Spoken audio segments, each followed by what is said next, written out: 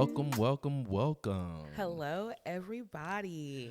Welcome back to the Welcome Home podcast and the end of season 1. God is so good. Yes. I am feeling good. I feel like that welcome was true and authentic. At least a good one for the first time in a while. Yeah. Yeah, but how are you guys doing? Feel free to drop that in the comments. Tag us on social media. Let us know how life has been for you over these last, I would say 2 weeks now, right? How are you doing? I'm doing well. What about you? I am alive, and I don't mean that passively. I'll give more insight to that, but I really want to start with, where you are, what's going on with you mentally and emotionally and spiritually. How are you doing? I feel like I'm coming out of the dumps and I'm starting to see the sun again. Not Yeah. everything's perfect, but I think for the past 2 weeks we've been beefing at the club, Mm. and I think we finally left the club and we're back at home. Well, not the last 2 weeks. I think prior to this week, the last 2 weeks, this week has been cool, Oh yeah. and the latter half of last week was cool too. Mm. Um, you don't think so? Mm-mm. We recorded the podcast. No, we didn't record the podcast last week. We didn't. Wow, I really have amnesia. But yeah. I mean, I guess elaborate a little bit in terms of what's been going on in life. Not necessarily with us. We can talk about that later, but elaborate. What's making you start to see the sun, feel a little better now? I don't think it's anything specific. I just think that I woke up and I was like, dude, we gotta get up. Yeah, we're gonna have a better day. Yeah. And I think in the last video, so many people reached out because I guess I just sounded really D word. I don't want to say it because I don't want to speak that over me. Oh, okay. I was like, what the heck is the D word? But I know what Yeah. you're talking about. If you know what the D word is, actually don't put it in the comments because I don't want that word anywhere around this channel, anywhere around me. But they just like reached out and they were like, dude, like I'm here for you. Mm-hmm. And I already the people that reached out, I already knew that they were there for me. But also I feel like God also just used people to really speak life into me. Yeah. And so this week I just got up. Yeah. No. I completely identify with that. I think one thing that does help that we'll speak to eventually in this episode, but being at peace with you definitely makes life a lot easier. I'd rather have external issues and external problems than internal problems and external problems, Yeah. right? And so that's what I always want, right? For us to be at peace, for us to be on the same page, one accord, because there's not really there's not really anything actually that can separate us and sour the mood if we're fine. I've been acting like a nutcase myself when we're actually fine during the season. To give you guys insight, actually, should I say that? That might paint a picture that it shouldn't. I'm gonna say it, but I'm gonna give a disclaimer that it's not what you guys think. I was playing around in the bedroom, and I broke our bed because I was acting. Oh my gosh. And because I was acting crazy. But that's just because Bernice and I were laughing, and have a good time. Again, it's not what y'all think. It's really not. Like I just want to clarify, Seun is a big little kid. Mm-hmm. And he thinks that like, oh, like if I jump on this bed, like he's like 10. You're not 10. You're like 27. So Yeah. Although I don't want y'all to get it mixed up. We do be participating in married folk business. not breaking the bed. What? Oh man. But anyways, so just kind of getting back into that headspace and that heart space. And I think a lot of it is just because when we're fine, it's kind of easier to just trust the Lord, right? It's copacetic. Yeah. She heard me use that word, and Bernice always gets a fixation with No, the words that I get into. where I Seun start to finds a word, and then that's like the word for the next 2 weeks to a month. use. Lately, it's been copacetic. Another one has been It's calm. It's calm. And then Bernice wants to sarcastically respond, no, it's mellow. Anyways. No, like we'll be arguing, and at the end he'll be like, "Whatever, it's calm." No, it's mellow. Okay. Anyways, I know y'all girlies are gonna laugh at Bernice or laugh with Bernice, let me say, but anyways, so I've been um more recently I've been better, but you know, in this episode I think we're going to be very forthcoming about a lot of things, just because I feel like we speak kind of cryptically about certain things. And seeing that it's the end of season 1, you know, we want to leave you guys with good information. So the next time we get back to the podcast, there's a lot of updates that we can provide. But in the last 4 months, y'all know that I've been looking for corporate work. And there's been a lot of ups and downs. Within the last 2 months specifically, I've gotten to the final round of an interview process. One of them was 4 rounds. Actually, both were 4 rounds. One of them required me driving to Austin for that interview, and I could have bet my bottom dollar I got that job. And I was already visualizing our life in Austin. Yeah. Driving out there. You know, this is in the middle of like, I'm doing that contract job that you guys know about. And, you know, I miss one of the days of the contract job so that I can drive to Austin for this final interview. I know I killed the interview. They wanted me to start like talking to different execs that were in the office that day. That was not a part of the plan. We thought it was in the bag. Yeah. And just given my experience, things like that usually are an indicator that, you know, they wanted me. All to find out that, you know, I didn't get it, right? They let me know that they wanted someone with more experience. And the discouragement of like, hey, why take me through 4 rounds of interviews just to tell me that they wanted someone with experience? Like, y'all could have told me that before me driving out to Austin, you know, whatever round it was. So that was discouraging at that time. But, you know, we keep pushing, we keep interviewing, go to different conferences that were taking place. And then there was a organization that I had applied to that I was kind of like, I mean, we just need work, right? So let me get this job. And I go through the interviews and I'm killing it. Like, we absolutely love you. We think you're a perfect fit. We want to bring you on ASAP. Only thing is, you know, the rate of which that they were offering compensation wise was far lower than what I had been paid in the last. Is that you? You want to pause that? Oh, sorry. It was it had been far lower than what I had been, you know, comped over the last couple of years.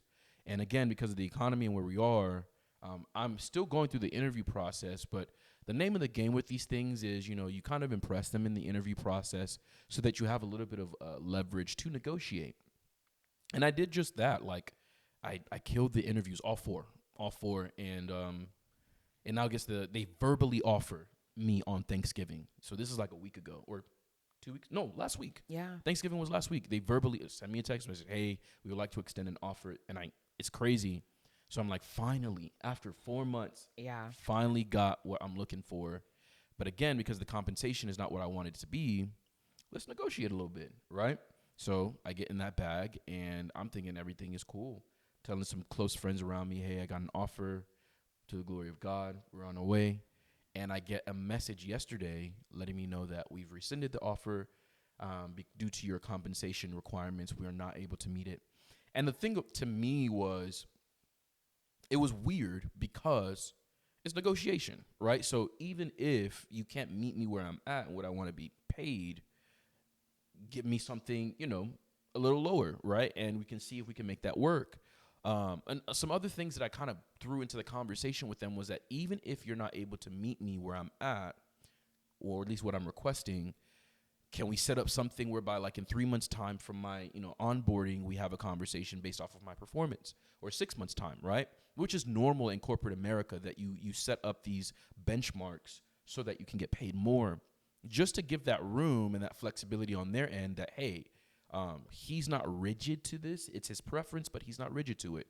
And so when they came back around and they were like, we're not even offering you at all anymore, in my mind, I was like, okay, for the last 4 months, I've just been trying to thug it through, hold on to the Lord, stick with my wife, and be optimistic. At this point, this is some type of spiritual warfare or something. and I try to be as balanced as possible when I say these type of things. I hate running to the devil is trying to do something as a Christian. Like, the devil, in a lot of instances, is trying to do something. But I think a lot of times as Christians, we give the devil a lot more power and authority, right, than he deserves. And so I've been very, very skeptical on, like, doing that in this season. But I can categorically factually say at this point, like, nah, like, He's trying it. yes, in God's sovereignty, he knows what's happening and he's aware, but the devil is definitely at work because it actually doesn't make sense, right? Yeah. And I'm doing all that I can do. Other things that's been happening last week, or was it 2 weeks ago? The garage spoiled. I'm backing in. I'm back, bro. I'm backing into the garage. Bernice's car is the only car that parks in the garage since we've moved into the house. I used to park early, but I was like, man, I don't got no energy to be pressing this thing and backing in. So her car is backing in there, and the garage is now used for storage. And so I drive her car that day, and I'm trying to back it into the garage, and I press the garage button. The garage goes up, and then I start backing in, and it starts to come down on the car. Fortunately, the car is fine, but the garage doesn't work anymore. Now, we have a Facebook, page or group page for our neighborhood, so you have to live in the neighborhood to be in the group page. And so I put it in immediately, does anybody know anybody that can fix garages? And we have a guy in the neighborhood that fixes garages. And I just told my wife, like a couple of days before that, I said, we are in a place where we cannot afford for anything drastic to happen because we don't got no money. At the time I was using that type of vernacular, we don't got no money. And lo and behold, the garage spoils. So we now have to like scavenge to figure out how we're going to fix this thing because the garage is like, it's not closing, and I can't leave the house. We can't go to sleep with our garage open. Yeah. Fortunately, the guy in the neighborhood who's literally he does this for a living, he comes and he fixes it. At first, he thinks that he could fix it and he'd just be able to do it for $100. He is able to eventually get it down, but he's like, yeah, this is not going up. So you're going to have to fix this, which is going to be a couple of grand. We don't have a couple $1,000, unfortunately. But the garage is down. We only needed to pay $100. So that's happening amongst everything else that's been happening this year. That's been the last couple of weeks, last month. I use all of that to say God is kind. And I feel like I've been talking a lot, so I'll throw it your way before I share my thoughts on everything. I was literally thinking as you were talking, oh, you have a lot to get off your chest. Yeah. Does it feel good? I think, yeah. Let me just say it like that. Yeah. That's good. Mm-hmm. I want you to feel the freedom too. Mm-hmm. I wasn't going to interject. Like if we go 45 minutes and you were just doing a story time, I would be okay. Okay. No, last night I was very discouraged. We were going to Bible study for context here, but I was going to Bible study and I was very discouraged. I was very, quite frankly, angry and irritated because I was like, bro, like I was thinking to myself, like, see, Seun, you shouldn't even have negotiated. You should have just settled and just figured things out from there and things of that nature. And I was like, and then, talking to my wife about it. And eventually we get to Bible study and I realized like I had a childlike faith that like I would just believe things would happen. And of course I would do what's necessary, but I would just believe things would happen and they would happen. And the way that I've seen it happen over my life is I want something or I want to accomplish something or there's something I'm called to do and I'm envisioning it all the time. And then, I start to like figure out the steps that I need to take to bring it to life. And in this season, really this year has been a whole season. That has slowly diminished. And, one thing that we've learned in the faith is the devil is out to steal your faith. Yeah. We've heard it in different places. He's not here necessarily to steal the things that we love so much, whether it be a relationship or assets or money or status or positions that we hold. All of these things are connected, right? But what he's really messing with these things for are to steal your faith. And that has slowly diminished through the years. Not that I've completely like given up on the Lord, but there have just been seasons where I've just been like, times during this year where I've just been like, man, so much so that like my vernacular is now like, even the job that I was trying to negotiate for that I ended up not getting, I literally said, I don't want to negotiate because I don't want to lose this opportunity. Right. And that's what happened. And it's like, heck, a year ago, if I came with the mindset of negotiating, I wouldn't have had the mindset that I'm going to lose this job. Yeah. In my mind, I would have been like, he's either going to give me what I want. Really, at the time, they're going to give me what I want or I'm going to get what I want. Or, worst case scenario, they just say no and this is the best we can do. But it was never like, oh, I'm not going to get this. And so to even be in a headspace where I could even be saying something like that and being apprehensive, It speaks to scriptures that says that, when we have faith in the Lord, we should have no doubt, right? That like it should be all. And so made the decision last night at Bible study, man, you know what? I'm just going to be crazy in terms of believing what the Lord has said and believing his word, that he's never going to leave or forsake us, that he's always going to provide us our needs, right? With that being said, I'm not going to be speaking like with any skepticism anymore, right? And this will make sense. Actually, I'll just say it now, right? Like this platform that we've started in the last 4 months, we're going to be very successful on this thing. And I'm saying this now for everybody to hear. We're going to be very successful. We're going to be able to live off of what we create. It's not going to be for chance or by chance, or I hope, it's going to happen. And maybe it's this episode that we'll look back to reference and say, glory to God. But I'm going to go back to being crazy or delusional in trusting the Lord. That's so good. Yeah. One thing I want to say, now that we're at, the season finale, every episode that I'll go on a long spiel and then Bernice will get her 2 cents in. Yeah. I'll think to myself, like, this girl better not say that's so good and then just be quiet. And I'm not going to lie, she's done a really good job of not doing that. But for the first time this whole season, she actually did it. And I was like, you've got to have more to say than that. Well, I wanted to interject, but I was like, no, like this is his moment. Like you want to finish what you have to say. Mm-hmm. So after you finish it, it's like you've already said the thing that I was gonna say, so there's no point. Like that's so good. Okay. I guess continuing with the updates. Ironically, yesterday before I got the text message that I no longer got the offer,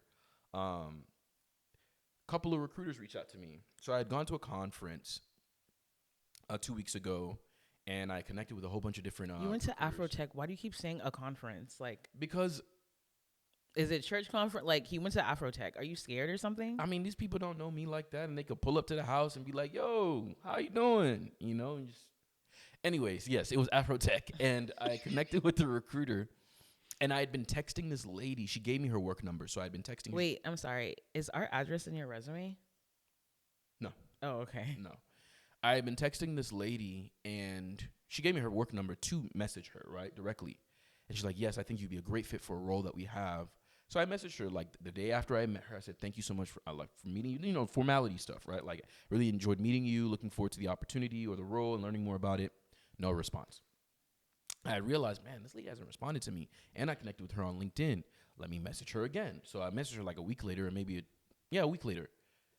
No response. So then I was like, well, that's another dead end, right? Because there are a lot of recruiters that came and, give me your resume. And you do your due diligence in reaching out to them, and they don't say nothing back to you. So I was like, that's another dead end. And she reached out to me yesterday. And I was like, what the heck, bro? Like, what is the timing of this? And then another recruiter in the morning for a whole nother company reached out to me on LinkedIn, and I just had a conversation with them today. God is honestly so kind because I feel like he knows what his children's limits are. Mm-hmm. Like it would be one thing if, okay, this is a second job where you've like hit the final interview. He's been given an offer. God also knows that offer is not going to fall through. He's like, let me just give him some hope. Mm-hmm. Throws 2 recruiters your way to just ask about a job. Like they might not even pan through. Yeah. But in that moment, I felt like he knew he might go in a spiral. Let me give him this. Yeah. That's so kind. Yeah, he's definitely a God of the details. Yeah. And so, like to that, I come into this podcast today just feeling optimistic for whatever reason. Really, I think it's the Holy Spirit. But I'm optimistic. I do believe that the next time we're sitting down to do this podcast for season 2, whenever that is, there'll be so much to update you guys on. I also want to use this opportunity to say to one viewer of this podcast, and this might be cheeky or corny to certain people, but I'm going to be Seun. The devil is not going to win. I made a decision a long time ago when I was younger, in other circumstances, that no matter what happens in this life, I will always run back to the Lord. And it doesn't matter what's happened this year. You're not going to win. And so this is also for encouragement. One viewer. Yeah, the devil. Oh my gosh, shit. I thought you knew a witch and you didn't want Oh to no tell no no me. no no I said, no which one? No, like, tell me the name. no no no no. Huh? I'm Don't sure view this. I'm sure the devil is tuned in. And you just gotta let him know. It's not gonna work. Um, yeah, it's not gonna work. And Period. we will be able to testify to the goodness of God. Um, I promise you guys, it couldn't happen in season one for proper reason, and the reason is because we are in the middle of the season, and there's certain things that we just can't disclose in the middle of the season. But there will come a time where all the details of this season and the difficulties of the season will make sense as to why 2024 was the toughest year, I would say, of our lives. Yep. Um, and so, yeah, I've spoken for a long time now, but like I said, I want to give you guys, I want to give you guys good update, good insight. Is it update or did you just want a venting session? Is it venting? Yes. Are you gonna, give me therapeutic feedback? No. So then I don't know if it's venting. No, this is venting. Like, venting is whenever you just go and go Keep going. and go. And Yeah, the other person doesn't say anything because it's a vent. yeah. I don't know when season 2 is gonna start. So like I said, like I can't withhold everything. Gotcha. You know. Okay, well, let's get to the actual meat of the podcast. Well, yeah, we're gonna get to that. But before we get to that, I wanted to also give an update to the Welcome Home podcast. We have another update. Yeah, you know about it. Anyways, so we asked y'all in the last episode what we want to do, what y'all think we should do. And I would say we got minimal feedback, honestly, but we appreciate the feedback nonetheless. We've decided that this channel is moving and grooving, and it'd be easy to kind of pause production and not put out any content. We are not going to put out any podcast content for the time being, but we do want to put out content. And so that will entail, diving into more deep conversations, right? But adding some activities alongside it, vlogging our lives.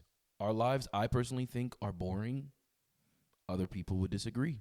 So we're going to definitely bring you guys along. We look to grow the platform and grow the channel.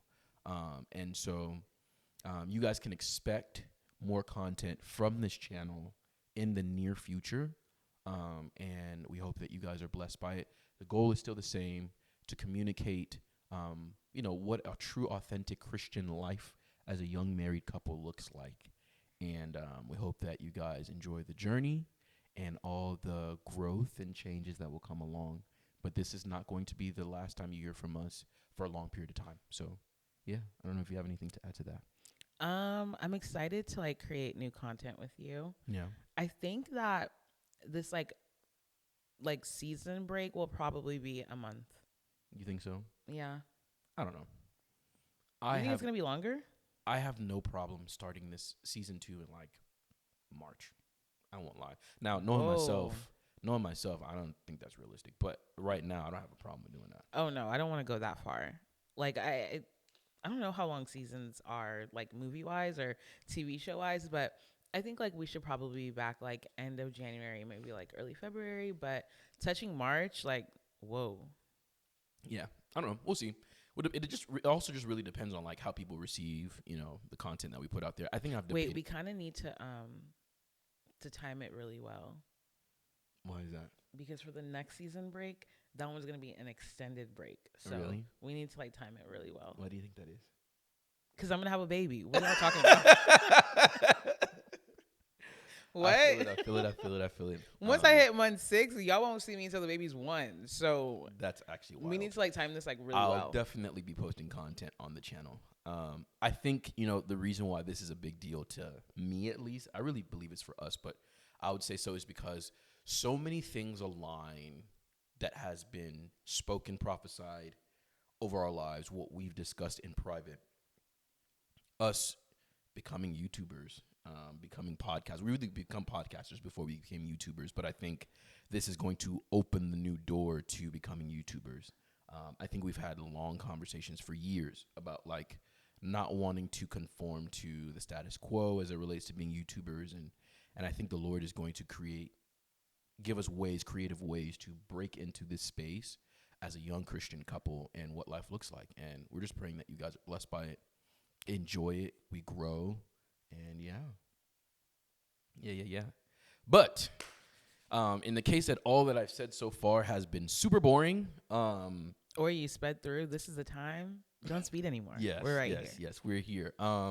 Continuing the story time for when I got romantically interested in Bernice. I actually don't even think I know when. So this is about to be really good. Oh yeah? Okay. So we left off at, we had an encounter with each other where we worshiped with each other. I realized that, like, I now know that worship is really an intimate thing.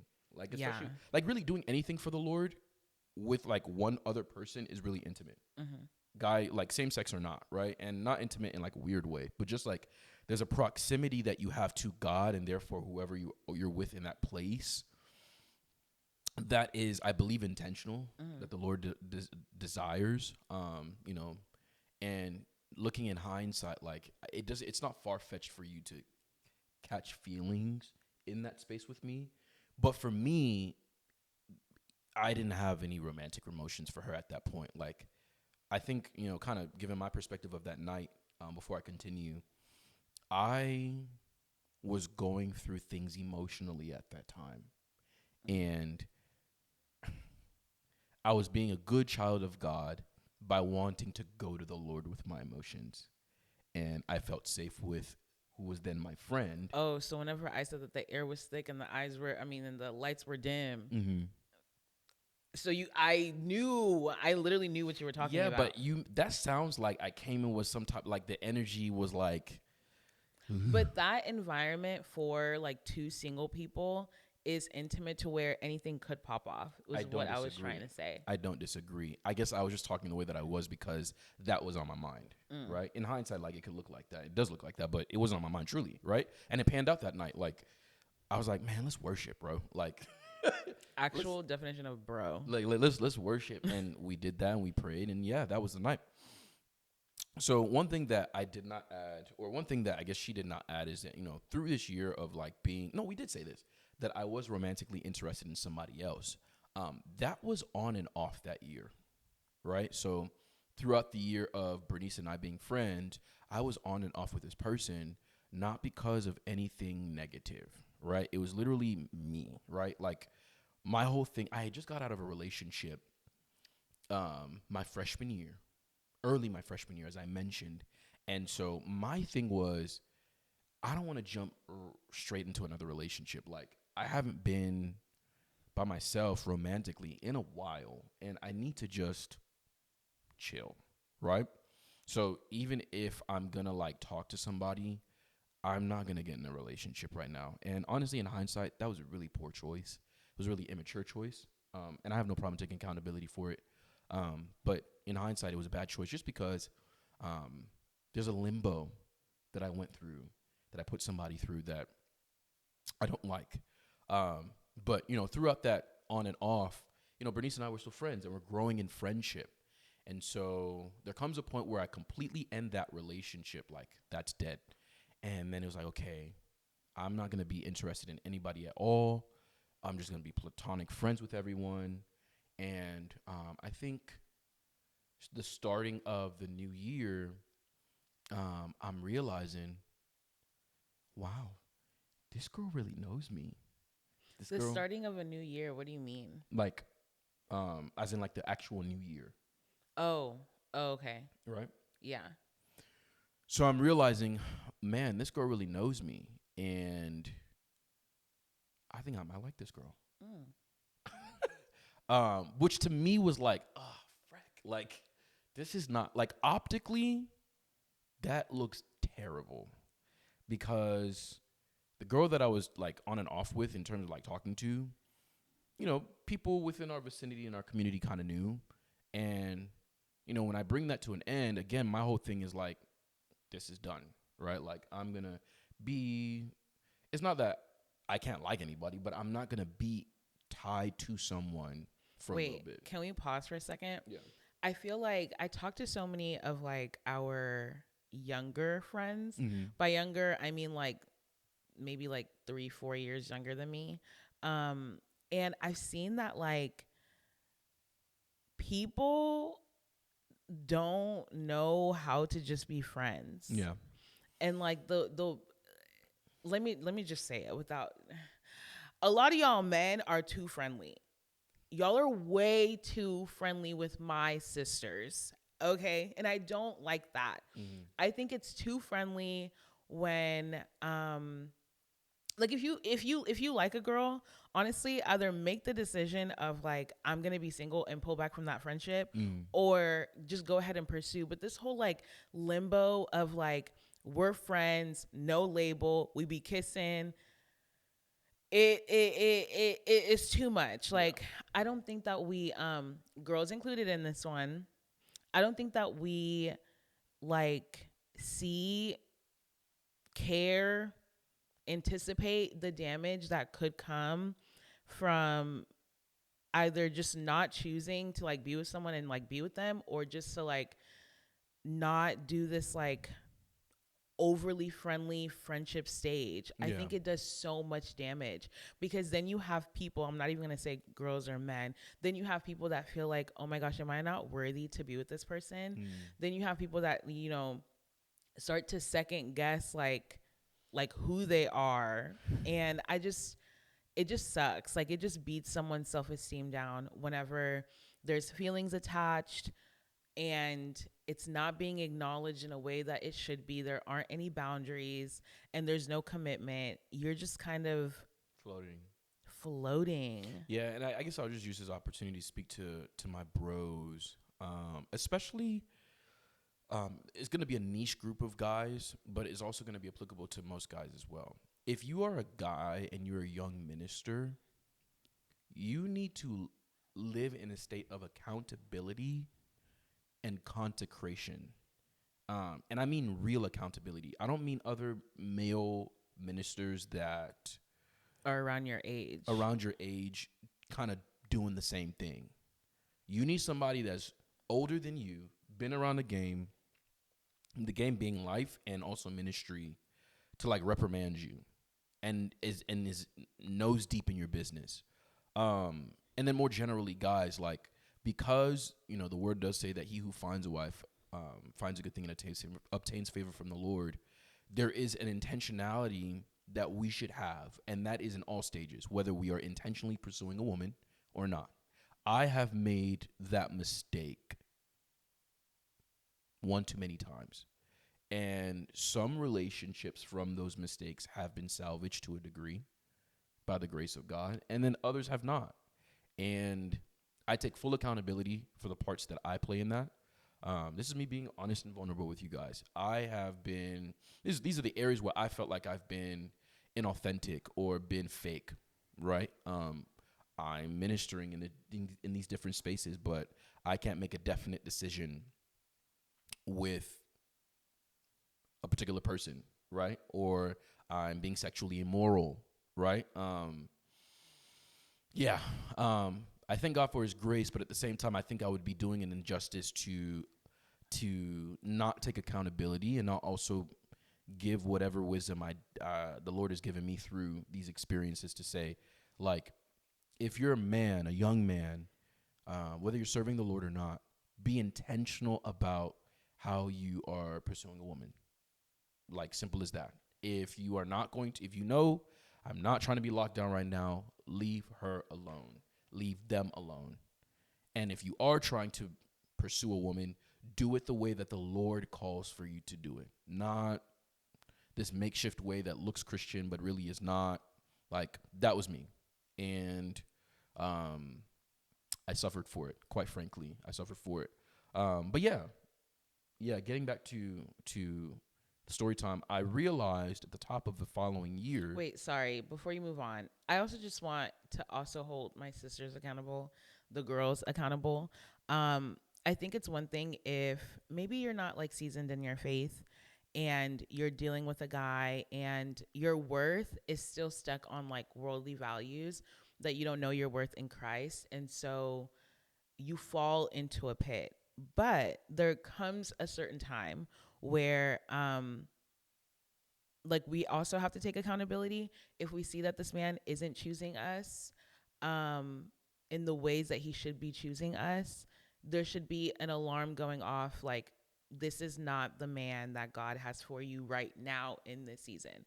um if you yourself are doing things that you know that you shouldn't be doing because you have a relationship with Christ, um there should be an alarm going off, like this situation, not even this person, because I feel like humans do not have that much power over you. um I am not making decisions that are representative of being a daughter of a king. I am not making decisions that are representative of the standard of which God calls me to live my life. There has to be an accountability within yourself to step away. Like if he's not going to make that choice for whatever situation you're in, you need to make that choice. But I think that both sides, like men or women, it all stems from like one, disobedience, but also two, not, you know what? I'm going to hold off on that. Let me just stick on disobedience. Yeah, Okay. sorry. Go ahead. Yeah. So I mean, at the top of that following year, I realized, man, I like this girl, and I actually communicated it to Bernice at the top of the year. So then the conversation became like, okay, what do we do? And quite frankly, that is when That is such a large jump, Shay. Like we went from me thinking that you could possibly, that I could be interested in you. Mhm. That was like May. Mhm. We did a whole jump to like January. Yeah, I mean, I think I articulated that like, So in that time, you just like one day thought like, oh, I think I like her. yeah, I mean, for me, it was like I just wanted to, because I had this love interest, I wanted to focus on that, Mm-hmm. right? And that was on and off throughout the year, right? And then Mm-hmm. we still remained friends, so it was like, okay, this is where my emotions romantically are going, Mm-hmm. right? Whenever we were talking to each other. So once that came to an end, it was like, okay, well, that's done. Seun, there shouldn't be anybody else that you're interested in, Mm-hmm. right? Because everything is calm. But then I realized at a point, like, oh, shoot, she knows me. And this is what it is. Actually, I'm remembering something now. So later on in that year, I'm not talking to anybody anymore. Um, and her and I, again, were friends at this point. Um, there was a night at school. We were part of a college ministry that you guys know about. We had a night at school, and at this particular point, it was a specific night where we one by one in front of everyone, for whatever reason, I don't remember why, started like telling like deep things. We started talking about how we felt, right? So I know at the time some friends like had been going through loss. Some people were struggling with depression and things of that nature. And that space, people just kind of like they bore their soul or their hearts to one another, right? Yeah, that was crazy. It's crazy, like in hindsight, and it's crazy because I can't remember why, but we did that, and I think it was a good thing, right? Like you're supposed to do that in the faith, right? Healthily, but we did that.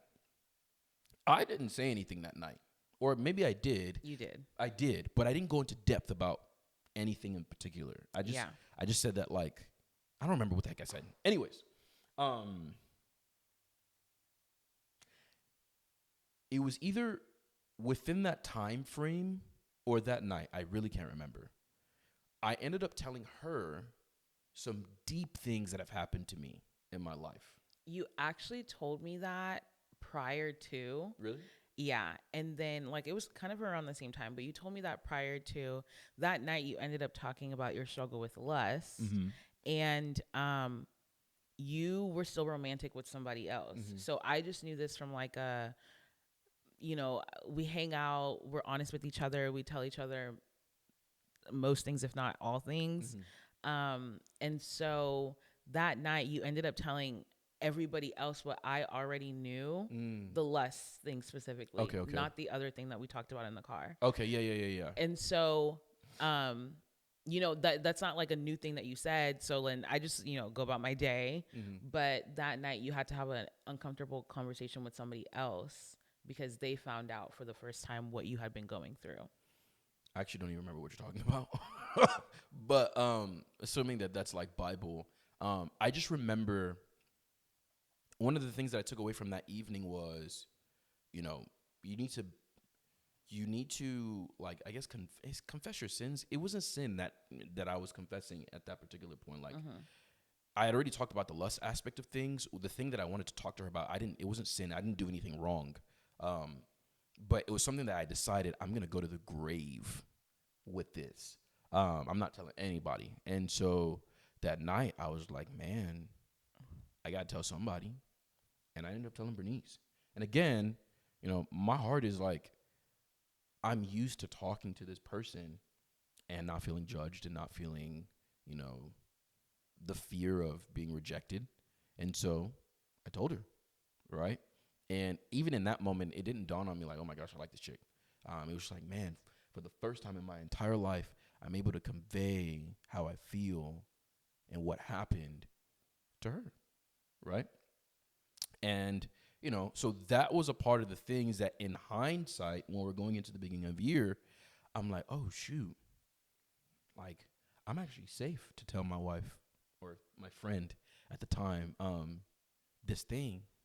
And she hasn't treated me differently. She hasn't rejected me. She hasn't thrown me to the side like I've been apprehensive of people doing. I was like, man, I may like this girl, right?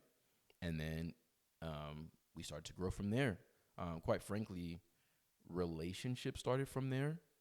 But even that was like, again, because Sean was being a bonehead. He doesn't want the labels. He doesn't want the titles. Wait, before we get there, Mm-hmm. I just want to say that, like, I truly and honestly, like, I don't want anyone to use our story as a marker. Mm-hmm. There are really some people that, like, God will put in your life for them to confide in you about something, right? Um, that then causes them to have freedom. And there are some people in your life that God will put for you to confide in them, and it does not have to be romantic. Yeah.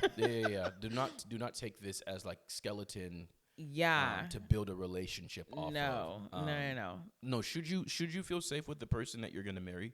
1,000%, Absolutely. 1,000%. Should you be able to talk to them about everything? 1,000%.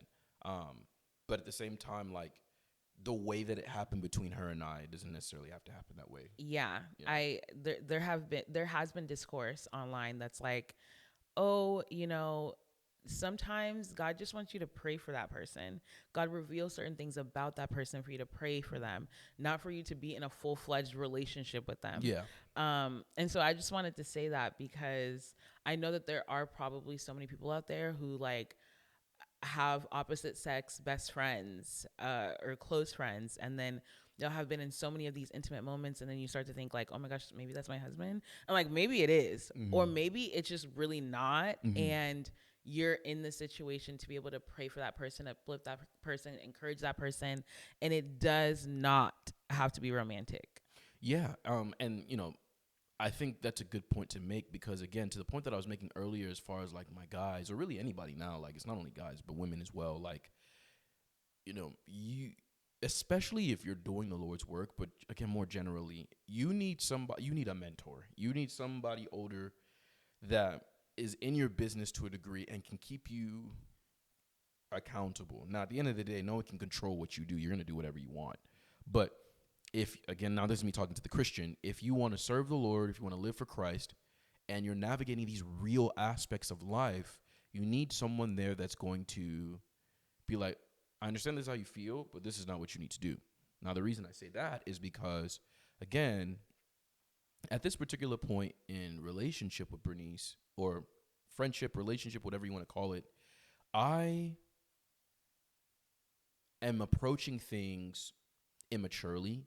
Like, I had a mature perspective, right?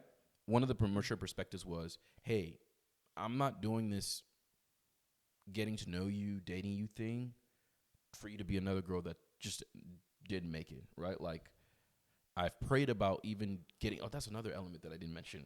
I prayed seriously about her, and specifically about, if this is the woman that you have for me, God, make it abundantly clear. And there's some things that I heard from the Lord that confirmed for me that's like, okay, I can pursue her in this way. But I didn't have the accountability that I needed, and so there were a lot of mistakes that I made in my pursuit of her, right? Of which we're not going to get into detail today. But I give that nugget to now kind of segue into the other half of what we're going to talk about today, and that is being married young. We've been very reluctant. I'm so confused. We just went from I like her. Mm-hmm. You didn't even specify when we were dating. Mm-hmm. Yeah, but I literally said that I'm not going to talk about our dating relationship today, Oh. but I'm going to use the point of not having the appropriate accountability and doing things immaturely, skip over dating, because that's not a conversation for today, to talk about young marriage, because that's what we agree we're going to talk about. Gotcha. Does that make sense? So we've been reluctant about talking about being married young because we feel like in a lot of ways we've made mistakes. We are by far no, and the reason we go to the conclusion of not being an example is because anytime you sit down in front of a camera and you put a microphone to someone, you can immediately, like, the brain immediately tells yourself, these are people you can listen to, especially if you like can relate with them, you like their content, whatever it may be. You start to put them in a position of like pedestalizing them, and we try to run from a pedestal as much as possible. But I believe with where we are today, we believe it's appropriate to talk about, what it's like being married young and Christian, to, I guess, help others, right? Our story isn't all sunshine and rainbows, right? Like, It's not. and the reality of things is that you'll get onto YouTube or social media, and people have amazing, beautiful stories. And I'm not saying that their stories are inauthentic or there has to be some bad part to it, but you don't get the sense of like reality with a lot of people on the internet and their relationship, especially in the Christian space. And so, speaking to early marriage and being married young, I put quotes around that. What would you say, being married young as a child of God has been like for you? Extremely sacrificial. And I'll even take your favorite word, suffering. I have suffered in this marriage. What about you? Let's decorate that a little bit. Oh no, you didn't decorate. Because you asked me not. You said just give one I ain't word. finna decorate nothing. No, That's what I'm sticking to. I will speak to the suffering that I've been talking about, or at least I talked about earlier in the season. Suffering in the sense of like dying to myself, and I've already spoken on this, right? But like suffering in the aspect of like you realize you're not as patient or kind or gentle as you think you are when you get into the confines of marriage. Like, for anybody listening, guy or girl, you think because you're able to interact with people outside your house and you guys can laugh and kiki and have a good time and serve the Lord and everybody's having an awesome time, that you're fantastic at it. And I'm here to tell you there's a very good chance that you are not. And the instrument, the tool of marriage, is literally one of the number one ways God will use to show you you are not that great. And I learned firsthand within marriage, within the first year of marriage, really all of our marriage so far, like, Seun, no, you are not that great of an orator.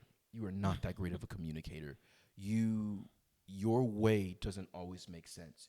You are very emotional. You are not as logical as you think you are. You are not as sacrificial or patient or gentle as you think you are. And I don't want to make this sound like, I'm beating myself up, but I got to be honest, right? Like, and as amazing as being married to my best friend has been, because she's my best friend, it's also been very difficult because I had this overinflated perspective of myself coming into marriage. And I've been saying a lot lately to a lot of friends and a lot of big bros that I talk with, there is a beauty in having a spouse that opposes you. Not in the way that is like, oh, we're trying to do the will of the Lord, and they're like, no. In the way that is like, you think a certain type of way, and they're like, I don't see it like that. I think that's wrong. There's like a beauty that the Lord has tucked in the midst of that is really hard to see if you don't have the Holy Spirit or if you don't have accountability. Yeah. I think for me, I came into marriage thinking that I could like still be fully myself in a construct where it's two becomes one. And oh my gosh, so many people have so many different things to say about what I just said, meaning like there are people who are like, no, like don't lose yourself. Like marriage isn't, the end all be all. You still have to be authentic to yourself. And then there's people on the other side that are like, no, like we're really one. Everything is one. There is no self. And that dance was just like so hard because I, in my head, I was like, it's been me for 25 years at the time. And so merging our lives, like, shoot, even like coming to terms with the fact that my then immediate family now becomes my extended family was such like a punch in the gut, and having to make decisions that were hard all in the name of him and I. Like I can't talk to anybody else. Like maybe that aspect is easier for some women, but for me it was so hard. And I honestly thought like, what made it hard? Submission and like People hate that word. submission and like being a wife in the worldly sense, to me I just think is easy. Like make sure that he's fed, have sex, and then like when life throws you lemons, like you guys work together, like okay, cool. But like submission and what a marriage looks like biblically is so much harder. Oh my gosh. Yeah. I think it's so much harder. My scope is that it's so much harder just because of the stakes that are at hand, to be very honest. And the whole aspect, like you said, of like dying to self every single day. There are no days off in terms of dying to self. Like even if, people talk about like, oh, sometimes like you don't have 100 to give, you only have 20, and your partner has to, make up the rest. Like even in your 20, you still have to die to self. Like it's not I can only give 10, and in this 10 you're like a monkey with your head cut off. Like it doesn't work like that. Like actually it will not work like that. And so coming into marriage, I think it was just like really hard for me to like wrap my head around this idea that like this version of me that I had before marriage essentially can be no more. And I was so scared that if I really plunge into this thing, I'm going to lose myself. And I've seen so many older women around me lose themselves. Like they're like 50 talking about, is my life just being a mother? Yeah. Or even the women in workplaces, like my career, like, is this it? Like I've missed it. And I've been currently, not even saying I have been so scared of like, oh my gosh, losing yourself. Oh, I can't do that. I like literally cannot do that. But I think that I've looked at it wrong. Like it's not losing yourself in marriage. I don't think you need to lose yourself in marriage. I think you need to lose yourself in your relationship with Christ, because I found that when I am focused on God, I'm such a better wife. Yeah. I think, when scripture likens, the relationship or marriage between a husband and a wife to the relationship between Christ and his bride, the church, it's a perfect picture, right? In Christ, there is a complete surrender and submission to his headship, to his leadership, as he surrenders to God Almighty, God the Father, right? But in Christ, you don't lose sense of self. If anything, you find sense of self Right. in him, right? And for some people who are at different places in their faith or may not have faith at all, that might sound insane, Yeah. right? But there's when we're doing it the way that it was originally planned and originally constructed to be done, it is the most beautiful harmony, right? I Yeah. believe that the woman feels so fulfilled and so loved and so cherished, and the man feels the same, right? And honored and respected. And I think, coming into marriage, we had ideas of what it should look like. It's like, this is what it should look like, but then this is who we are. And for me, I just thought that I'm a lot closer to what it should look like. And I was not. And this is saying this in hindsight, because even like 2 years ago when we first got married, I wouldn't say that. I wouldn't think that I'm so close to what it's supposed to look like. But in hindsight, I could say, nah, Seun, you thought you were better than what you really were. And you were far from that, right? But what has tremendously helped us is having our pastor for a good amount of time be invested in helping us ride the training wheels of early marriage and then take them off. And there were a lot of late nights. Oh my gosh. A lot of late nights. No, like actually, guys, imagine waking up upset at your partner, going to bed upset at your partner, waking up the next day upset, like days. Yeah, which we very much know that is wrong. Yeah. But again, it's just like, we said we're gonna have authentic conversations on this podcast. Like, we don't want to pretend. We don't want anyone to get the notion that when you're listening or watching us, it's like, man, they're so great. Yeah, no. We're not that good. We're not that great. It is literally the grace of God. Yeah. That we're even still here. One of the days in the future, we'll talk about the conversation of divorce, right? But just different things like that, right? And so many things that had to be deconstructed that are still being deconstructed. Ego, pride, like having to die. And it's like, now it's not that the thing is all of a sudden gone and that's why we're able to talk about it. It's more so like we're aware and we're doing the active work, right? Which before, we had to get over the hump of even being aware. Oh, wow, I realize I struggle with unforgiveness. I realize I have an ego as big as my head. And that head is big. And then after getting over that mountain, then it now becomes the mountain of like, okay, what do I need to actively start doing to deal with this? And so for everybody that will listen to this, that will watch this, that is either in a courting relationship, dating relationship, I really don't care what it is as long as you honor the Lord, or maybe engaged or maybe early marriage, like, don't feel insane that everything is in peaches and cream. Don't feel odd. Now, if there are certain things that are happening that shouldn't be, like, that are outside of the will of the Lord, then there needs to be a pause and like evaluate what the heck are we doing, right? But outside of that, like, people don't like to hear this, but there is turmoil that I personally believe the Lord almost intends to happen, not because he wants y'all to suffer or anything like that, but because there's this analogy that my pastor likes to say all the time, that iron sharpens iron. And if you know, when iron meets iron, what happens? Sparks fly, right? So it's like there's going to be that friction of two people becoming one. And now this is specifically for marriage.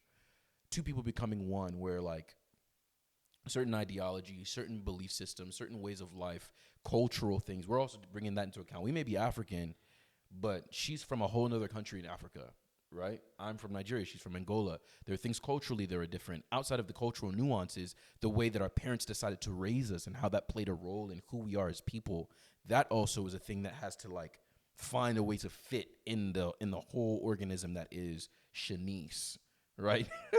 But if you're surrendered to the Lord and committed to the Lord refining you, it is a beautiful thing. And I'll say, like, as I've been speaking for a long time now, like, if my life is at peace, it's because I'm at peace with God and I'm at peace with my wife. That's me. And the world can be crashing down, but as long as those two things are cool for right now, this is not taking into account children and other things, I'm fine. And I think that's how the Lord intends it to be. No, honestly, that's so good. I was gonna say something, but I want to stick on what you just said right now. If I'm at peace with God, then everything else is at peace. I've actually realized that when I'm not at peace with God, when I'm not talking to God, when I'm not being intentional with Him, that bleeds into every other thing that I do. Mm-hmm. I don't create content as much. I'm not really messing with you as much. And I start to freak out. And I'm just going to be very honest when I say this. The most frustrating thing is knowing like I need to get back to my relationship with God and be intentional about it. But also feeling frustrated like, uh, where are you even? Like, I'm at the date and I don't even feel like you've arrived at the date. And maybe that's what I've been feeling like recently is like, God, where are you? Like, I'm trying to get back to where we were, but not even like really realizing everything around me is crumbling. Mm-hmm. Even if he doesn't come to the date, which he always comes to the date, even if I feel like I'm sitting at that table alone, I just have to still come to the table. Yeah. I think I got tired of coming to the table. Yeah. And then like, mind you, the house is on fire and I'm like sitting in it talking about, and I'm still not going to show up to the table. Am I mad? Am I actually insane? So I think that that's one part that I wanted to talk about. Like, you're so right. When we're both being intentional with our relationship with Christ, we treat each other so much better. We even our shortcomings are just dealt with better. And so that makes me think like, oh my gosh, how long were we actually not cool with God? Yeah. And that's why we were wreaking havoc. That's one. But then number two, I used to feel ashamed and embarrassed when I would see other couples and they just seem like they just got along really well. They just seem like y'all don't be fighting at the house. Like, I know y'all don't. And they just seem so like put together really well. And maybe people thought that about us, which I don't really know how, because back in the day on TikTok, I used to talk about early marriage just sucking. Like, y'all, this sucks, bro. And for anybody out there listening, like, nobody's marriage is perfect.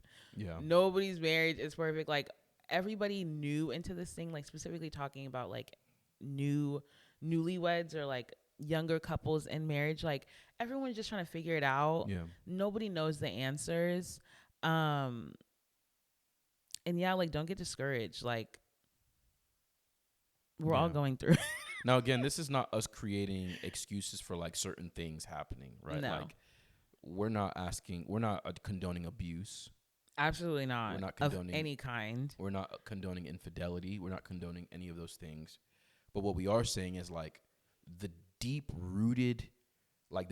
issues that come from just disagreeing or not seeing each other's perspective or understanding where each other's coming from, that can become explosive. I would even go as far to saying, that's not. There's this adage in Africans say, this proverb that African says that there's nothing. I don't know if the Africans say actually, but anyways, the nomenclature is there's nothing new under the sun. It's actually Bible. Oh really?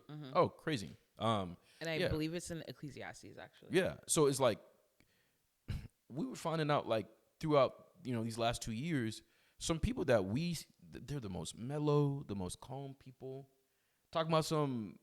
Yeah, we've had nights where we didn't even sleep in the same. Like, whoa, like I mean, this is not to toot our own horn, but as crazy as our early marriage has been in terms of like us disagreeing, we've always made an effort to sleep in the same bed. But here's the thing about even that, like, you like to pat yourself on the back because of that. But if I'm sleeping in the same bed with you, But your heart is not with me. What? I get it. If I'm sleeping in the same bed with you and I'm purposely on that edge of the bed putting a pillow between us, does it really matter? At that point, go and sleep in the guest room. Yeah, yeah.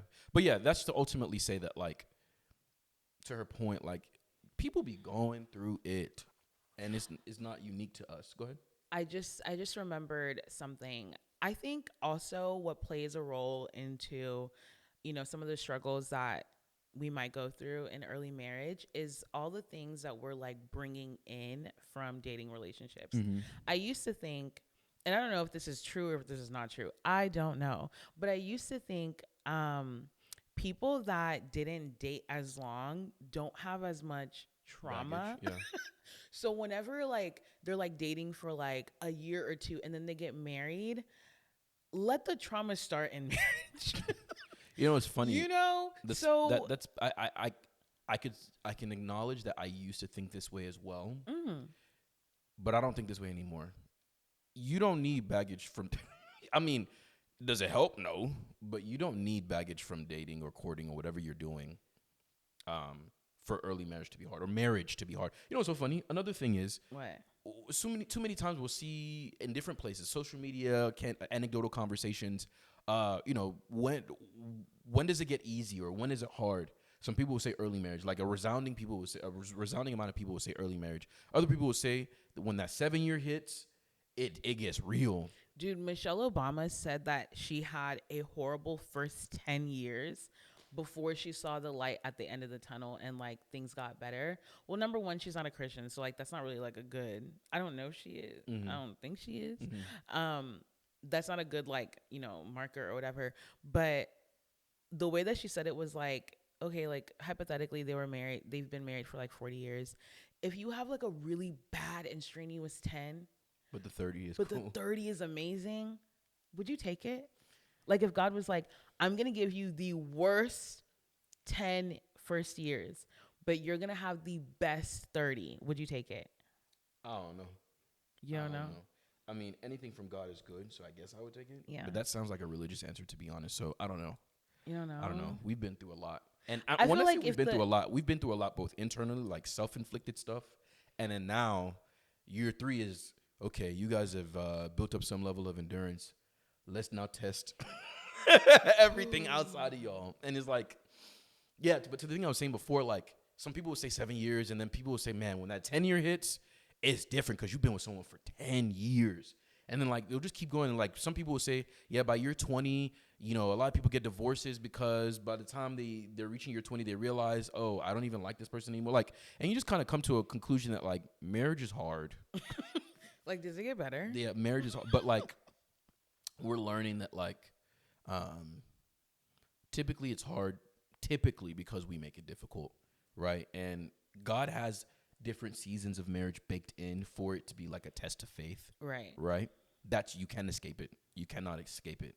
But I think a lot that in comparison to the beauty and the bliss of marriage, I think is like far and few in between, in my opinion. Do you have any people in your life that have said marriage is so beautiful? Like, yeah, we have our things, but like for the most part, it is like the best thing ever. Not in my life, no. Not in my life, No? no. Oh, wait. You see, B chose. Mm-hmm. He's probably the only person that I've heard say him and his wife don't argue, or him and his wife don't fight. Yeah. Is what he said. He said, and he explains it like this. He says, in a fight, your intention is to hurt the other person. Mm-hmm. He says him and his wife have never done that, but him and his wife have argued or disagreed. I would say the only other person is my parents. Yeah. Outside of that, like, I think that people are just like, oh my gosh, marriage is hard. Like, I don't want to do this. And Yeah. like, they have like a negative talk about it. Mhm. But I think that my parents have, my mom loves marriage. Yeah. Well, I mean, she's really set up really well. Yeah. She might say probably not. Mama Kuvila is she's enjoying. She's enjoying life. And she's been enjoying for a long time. But then again, like she'll also say like my husband works really hard and I barely get to see him. Yeah. Some women would have thrown the deuces a long time ago. Yeah. Oh my god. Anyways, not to put them on the podcast. Yeah, there are not a lot of people, and even B Chose that I brought up, like he hasn't talked about marriage being like peachy keen, sunshine and rainbows. Like he's given me some stories of him, like that he's like, I realized what the heck was I doing? We've actually all been there. Yeah, so it's like this marriage thing for everybody that is like looking to marriage and being like, oh my gosh, they look so amazing, or marriage, I just can't wait to find my husband or my wife. Like, no, you can wait. And the reason you can wait is because you want the Lord to grow you and mature you in every way as much as possible before you step into that. But then on the flip side, people who are early in marriage, you're not you're not alone, right? Like, it is difficult, but God is the orchestrator of marriage, and it's a beautiful thing if you hold on to him. I know you wanted to say something. Yes, I wanted to say I never want to take away in talking about, you know, just some of the struggles of early marriage, especially as like younger couples, cuz maybe like people that are getting married like later, Mm-hmm. maybe they don't like have it like Yeah. that, like maybe how we have it. So I can't speak to that. But I never want to take away like a person's desire to still want to get married. Oh, Like yeah. I think that that desire is so good, it's so pure, it's so righteous. Like Mm-hmm. you it's good. Like you should want a companion to do forever with, and you should want it to be, you know, the person who makes you feel most loved and respected and your best friend. And like Christ. yeah, I think all of that is so great. So in as much as we're talking about our struggles, we never wanted to like, because I know that there are going to be some comments that are going to be like, oh my gosh, I never want to get married based off of like what we're saying. Yeah. But like, no, I think if you are intentional about doing marriage right, if you're intentional about your own relationship with Christ, your marriage won't or shouldn't look like it's up in flames every single day, Yeah. you know, like it, I don't think that's how it's supposed to work. So I think Yeah. that like if you have the desire to get married, I think and as much as you have that desire and you're doing things to reach that desire, like Mm-hmm. putting yourself out there, you know, letting people know I'm single and I want to get married, you should put as much effort into your relationship with Christ. Oh, yeah. Like if anything, like one should be outdoing the other to where like, oh my gosh, like I found a guy. Yeah. Or I found a woman. Yeah. One of the last things I will use to round up here, because this is getting pretty long, but it's Wait, okay. sorry. Can I say this one last No, thing? go ahead. Do you think? Let me just end off by saying marriage is not the end all be all of your world. Oh my gosh. Even in marriage, and you might correct me because Mm-hmm. I might be wrong, even in marriage, there are still things that the Lord would have you do. Mm-hmm. Oh my gosh. And you're what? This is real time. One of the recruiters for Microsoft just reached out to me. Jay, there are witches on here. Let there be witches. Let there be witches. You think after all that's happened this year, I'm going to be discouraged? Oh, yeah, try. I'll still be standing. Amen. No, but that's awesome. This is amazing. So while I was talking, you were You want to scrolling. know why? Because everybody that's in tech will know how I feel. I've applied from the So top while of, I'm talking, you're scrolling. Let me okay. pick up my own No. phone. Let me scroll. Sorry. It was just I just wasn't expecting that. Anyways, go ahead. No, I'm kidding. Yeah, marriage is not the end all be all. Like people make marriage like their personality. I will actually never be that girl that makes it my personality, because marriage can also be an idol, like while you're in it or even before it. Mm-hmm. And what does God do with idols? He breaks them. He brings them. Mm-hmm. So if your marriage is not pointing to Christ, be careful. Yeah. Be careful. Yeah. So yeah, I just wanted to say that because like if you're not married and you're like in your 30s, 50s, 28 even, 25 even, and you're like, oh my gosh, like why am I not married and I want to be married? Like there are other things that the Lord will place in your hands for you to take care of and steward, because this life is more than just marriage. Yeah. One of the last things I would say to kind of wrap up this whole conversation in season 1, our pastor has taught us something that I really agree with. And he said, you know, true love is, it goes up and then it comes down. It's triangular, right? So your love that you give to someone else or to a brother or sister in the faith or to a stranger should first go up to God. I'm doing any of all that I'm doing because I love God. Up. And then from God, it will come down to whoever you're trying to get to receive the love. And that is it's paramount in marriage. Like, I can try my hardest. This is why I was saying that I realized I'm not as patient as I thought I was. I'm not as gentle as I thought I was. I'm not as long-suffering as I thought I was. But you know who is? God is. God is love. God is these things, right? And then if I confide in the Lord, if I go to the Lord with all that's going on, then it can easily come to my wife. And so to her point, like, Christ needs to be the center of marriage, emotionally, spiritually, physically. in every aspect, Christ needs to be the center.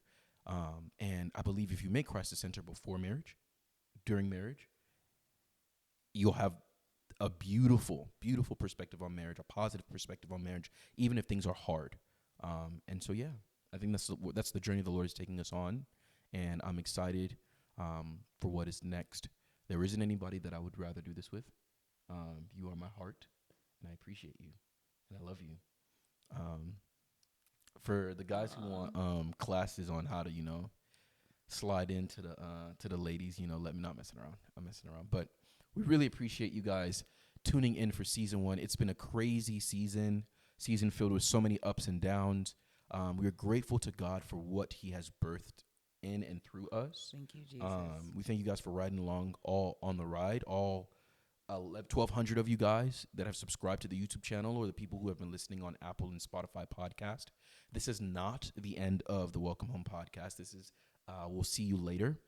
But in the interim, be sure to catch us on YouTube and kind of get a peek into our lives as young ministers, people who are trying to navigate life. Who's a minister? You're a minister of the gospel on the platform of TikTok. Okay, I'll take it. And YouTube, and hopefully Instagram soon. Never. We're super excited for what the Lord has next. 2024 has been the toughest year of our entire lives. Yeah. But we're still alive and we're well, and God is kind. I don't know if you have any closing remarks, and you need to give us some good closing remarks because they're not going to hear podcast Bernice for a little bit. I think you said everything. I'm thankful for this project that God placed in your heart. Mm-hmm. I wanted you to do content so much, but I could have never dreamed that it would have been you and I doing this together. Mm-hmm. So I'm thankful for your obedience. Mm-hmm. And you want me to hold your hand though? And I love you too, baby. Okay. We really, really sincerely appreciate you guys. We love you guys. We thank God. And y'all can catch us very soon on the Welcome Home podcast. The hope is that this time next year, the channel would have grown exponentially, and we'll be able to live off of what we create. Amen. But without further ado, for the last time for season 1, bye. Welcome home.